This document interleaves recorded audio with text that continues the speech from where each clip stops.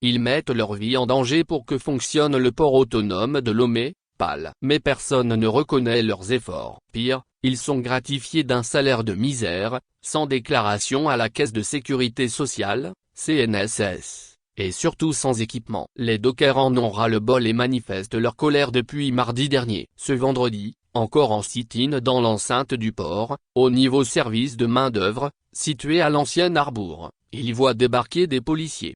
Ces dockers ont alerté la rédaction du drame qui se joue au port de Lomé, surtout lorsqu'un des leurs a été écrasé par une machine la semaine dernière. Le récit est encore disponible sur la page de Ferdinand Haïté. Aujourd'hui même le 8/06/24 environ de 9h. Nous avons encore perdu un de nos collègues dans accident de travail au port autonome de Lomé. En réalité le collègue en question est décédé dans un navire de fer écrasé par un rouleau de fer, un autre gravement blessé, a alerté la semaine dernière un des dockers.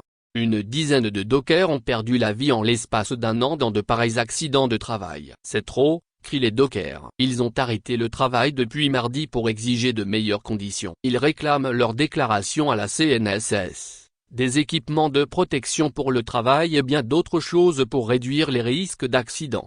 À l'heure là où je vous écris, les corps habillés sont sur les lieux pour nous mettre hors de SMOP, informe un des dockers. Selon lui, il y a 3 grades au sein des dockers. Les occasionnels, les professionnels et les permanents. Le problème est que, les grades se donnent par groupe d'âge et non pas par le nombre d'ancienneté. Eux-mêmes, les autorités portuaires, ND et LR, ont instauré 42 ans pour le professionnel et 50 ans pour le personnel. Donc si tu arrives au port en tant que docker à 20 ans, il te faut 22 ans avant d'être professionnel et 30 ans avant d'être permanent, explique notre interlocuteur.